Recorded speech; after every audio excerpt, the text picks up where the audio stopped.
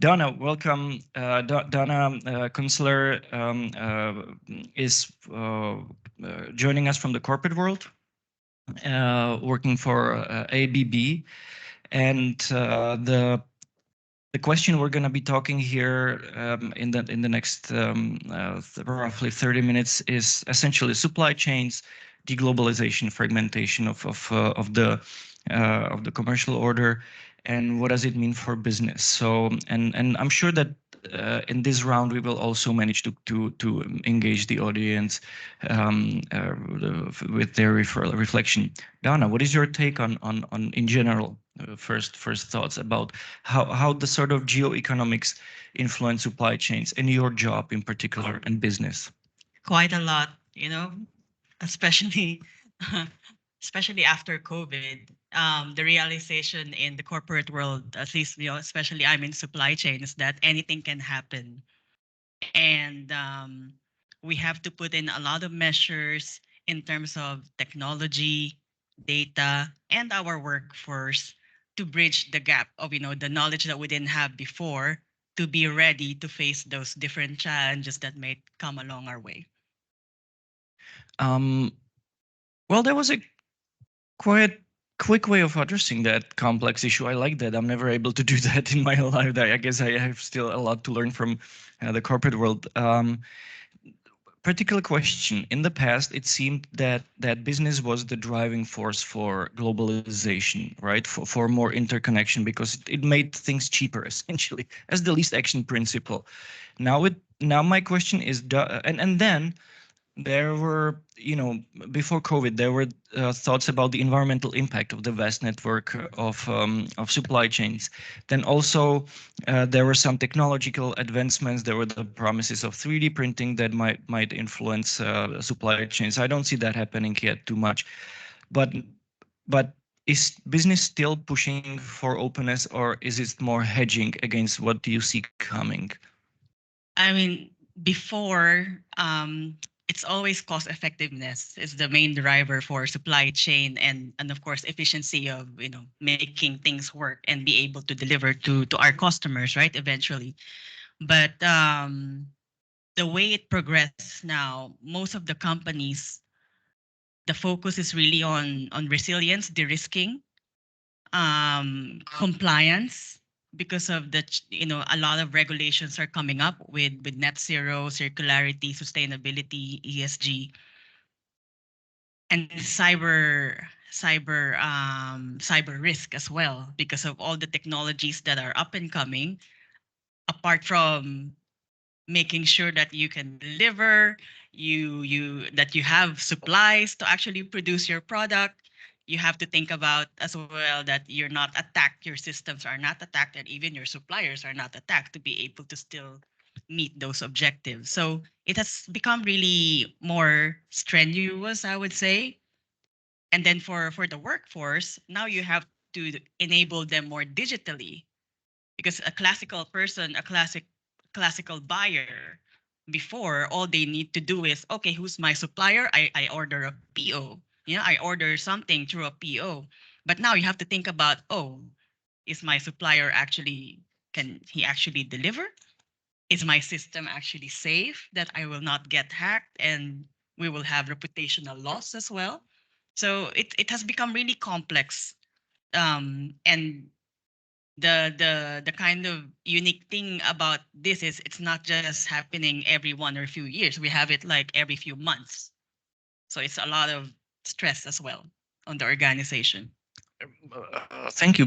So from if I understood it correctly, it looks like the mentality is slightly switching from the more immediate operational sort of horizon to a more strategic one to be able to hedge against that. And my next question might be a little bit provocative, so feel free to ignore it or answer in your personal, not ABB capacity. But the question is, um, I showed the pictures of Boeing yesterday, and essentially what happened is that the sort of quarterly earning corporate boardroom mentality managed to screw up 40 years of great airplane manufacture within 10 years.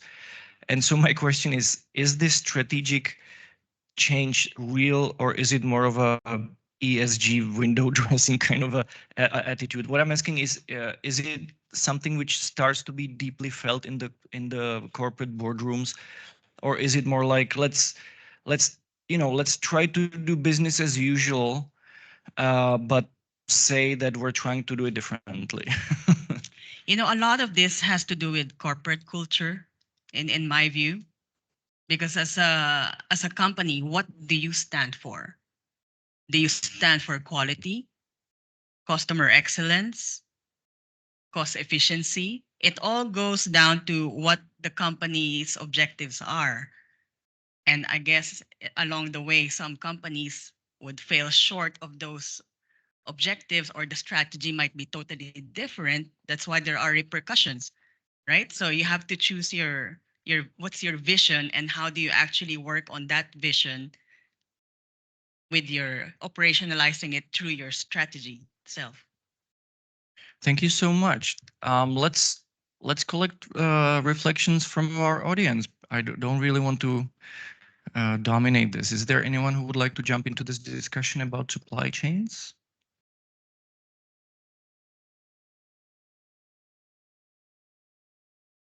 Yeah, I'm actually intrigued when you talk about the motivation or the objectives of a company.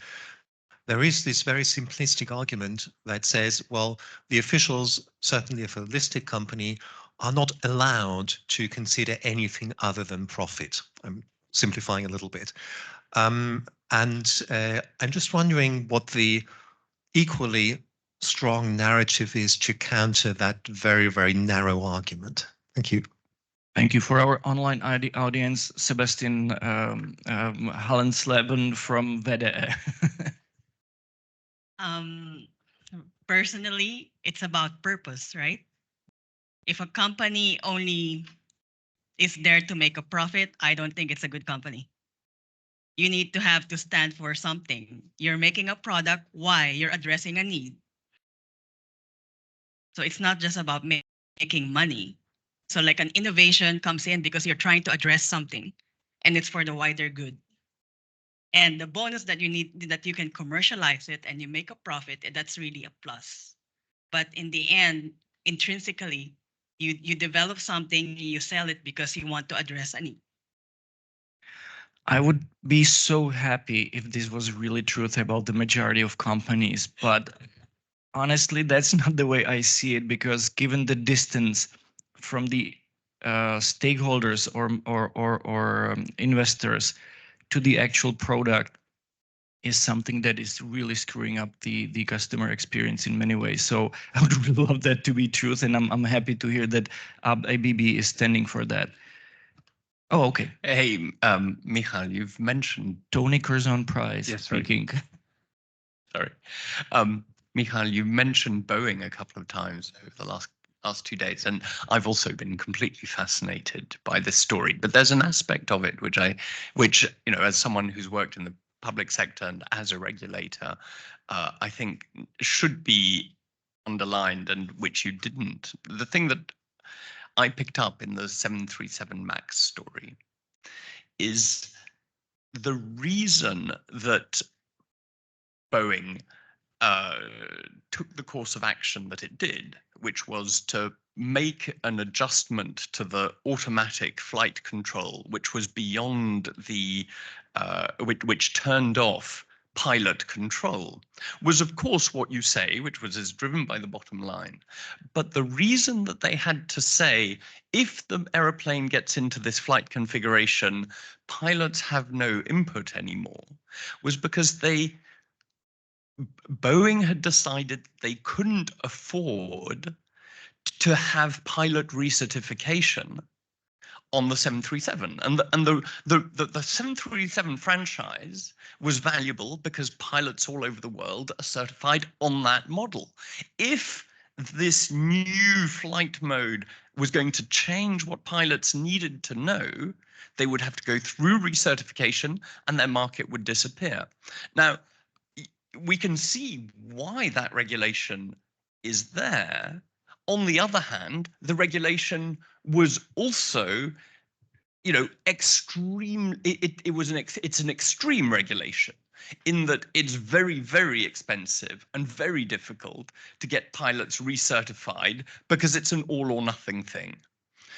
And so, of course, Boeing should never have done this. I'm certainly not saying they should, but I'm also saying that as regulators, shouldn't we be thinking a little bit about the knock-on effects of the regulations that we put in place, and indeed assuming that people are going to behave in ways to get around those regulations? Shouldn't we therefore aim to proactively make sure that the regulation is as agile as it can be, as intelligent as it can be? Well, don't even get me started on 737, but thank you so much for saying that. In my personal opinion, I think, and that's probably the only time I would say no, strict no to you, Tony. I think that the regulations that are there for a very good reason, and there should be no flexibility when it comes to safety of aviation. And the reason why Boeing did that is that if they had to recertify, they would really lose the business with American Airlines, which they promised them. But the regulations are there for a reason. That the pilots should have had the knowledge of this, and if it means recertification, even better. And but here, well, let's talk about it over lunch. It was an excellent question. Maybe there should be more flexibility, but I think the regulations in aviation most of the time make really a lot of sense because they're based on previous flaws and failures, which cost people's lives. But that's my personal take. I'm not an aviation expert by far. But thank you so much. It was a very intriguing question. Philip Joseph, former facility manager for Lego and ISS. Exactly. 8 years in Lego. And I'm not totally agreeing with what Michal said about the attitude of corporate companies. My experience as Lego is very close to what Donna said. A company and all the companies I was working with within Lego, they built something which is called a goal, a mission, a goal, and a vision. And they built a kind of a corporate culture on that. So there are values in these companies. And as another example, the motto in Lego is SQDCP, in this order of priority: safety, quality, delivery, cost, people. So it shows what is leading the policy of the company that is not only based on profit. Well, thank you so much. Is Lego and ABB still pretty much family kind of related, or I mean, like ones? I mean, is not ABB, but Lego is still pretty much well. Maybe tell us something about ABB ABB. is a technology leader, and it focuses on electrification, motion, process automation, and robotics, and all with the objective of making a sustainable environment. Our solutions are for the sustainable planet, basically. Yeah. Thank you. I saw Hans. Yeah. Yep. So Hans Bung from Rand. My question's about global supply chains and the risk that global geopolitics will disrupt them, bifurcate them, whatever that looks like. And I'd really be interested in your view about, are we moving away from a globalized supply chain, or are we at risk of siloing ourselves? And if so, or if not, where are the areas of risk there in particular? Because there might be some parts of the supply chain which are immune to that and others which are much more prone. Thank you. I think globalization is still there, and I think it's not like it's one day to another it's gone, right? It's more of probably the age of globalization is slowly going down, and it's becoming more hybrid. Gone are the days of, you want to all focus on China because it's cheap, or You focus all your workforce in India or Poland because of labor arbitration. Now you think about risk management. You go for dual sourcing. You go for still your existing companies, but maybe assist them in investing in closer locations. There are solutions to it. But the risk there with the geopolitics is, again, sanctions is number one. So US, China, Russia, if you have operations in certain countries that one day to the next day say, okay, the trade is banned there, what do you do as a company? How quickly can you address that sanction? That is a risk because, is your data capable of identifying, they say, oh, you're not allowed to buy any materials from a certain, where the material is comes from a certain village in China. Very specific, and this is a true case for trade compliance. You think about how do we do that? We have to ask our suppliers because in some of the declarations that's not really apparent. So those things really add a lot now to the whole infrastructure of a company to meet regulations. So that is the big risk because of course we know anything that you do not comply with, you face fees, and reputational risk. Those are the two key ones. Yeah. Odessa, I don't have my watch, so please just let us know how are we doing on time. All right, cool. Thank you. Madam Guitaro, I have a question. Supply chains usually have also developed in long time processes, also with specific companies that contributed to their development through the various operations. So my curiosity is there space, for example, for newcomers in these areas like new companies, or this emergence of other actors will basically create actually more tensions and contribute to more fragmentation? New actors in terms of what? Sorry. New companies. To do what? For example, to be more active and to have more access to various markets across the various chains that have been developed. I think there's plenty of opportunities. Yeah, plenty of opportunities because a business right now, you need different skill sets. You need now more people who are data scientists. We need more technology to actually help us do the whole risk management and assess our operations in a more real-time basis. You can have even companies that probably facilitates in supplier development, supplier scouting. I think there are many opportunities out there because of this whole evolving landscape. So we have two more questions. I will collect both of them and then leave it to you. Hi, I'm Fan. I have a really quick one. So I think there's a study in economics saying that investors systematically overestimate the performance of high-performing stocks. And I wonder whether this is also present in, say, regulation or supply chain management, that it's more than just, friendshoring or more than just inattention. It's just you relate more good quality to existing high-performing companies. And then this kind of bias accumulates over time. And then we have the tragic case of Boeing that no one's checking on them basically over time. I would say it's quite unpredictable. It's not always correlational because anything can influence the market, right? You can have one move by a company. Let's say they have a change in management and it's really favorable to have that new CEO, and suddenly there's a rise in the value of the stocks. And then one day you may have a big negative media, and then it's hard to correlate it. I don't know. I'm not an economist, but maybe someone else in the in the audience can also have a take on that. Certainly not me. I'm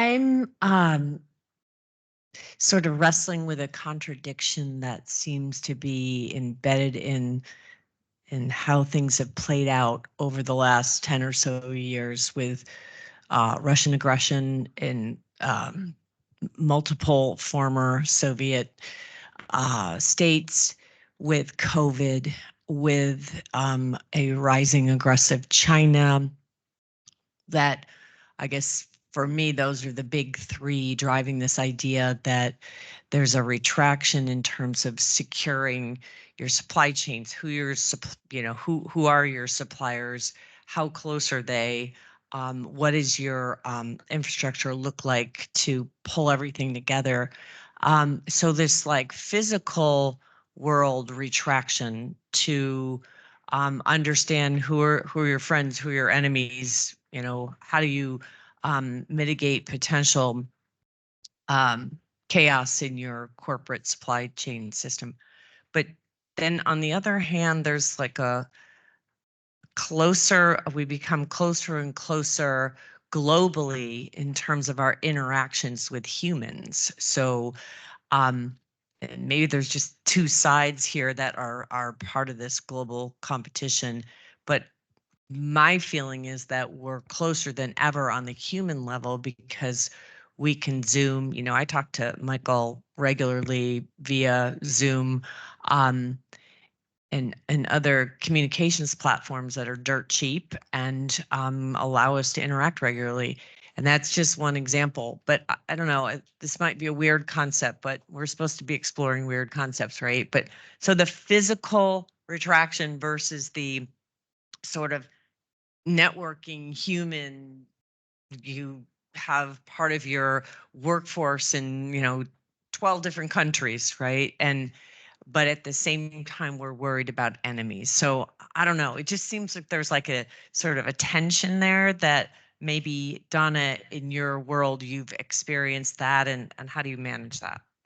I mean, it's a very good topic, I would say, and luckily I don't encounter such things where you're doing business and the politics actually come in, or your personal beliefs go in the way of doing business. So fortunately for me, it hasn't happened. So we all know that like Philippines and China, there are some tensions there. But I deal a lot with people from my Chinese colleagues on a day-to-day basis, but it never comes up in conversations. And in the end, I think it's all about still relationships. I mean, one of my close friends is Russian, but she's against the whole thing that's happening. You still have to think like, I think you still have to take it person by person, in a way. And as much as anything, you can only have a good business if the people your partners are actually kind of with similar beliefs as well. I think it's inherent in a way, right? Because you wouldn't be, there's a certain thing about vibe, right? You already know like, oh, this person, I don't think I would want to do business with this person. So it's more than that, I would say. Well, thank you so much, and thank you also for finishing on such a humanity linked level. I really appreciate that. So thank you so much, Donna. Thank you for joining us. Please join me in thanking for Thank you.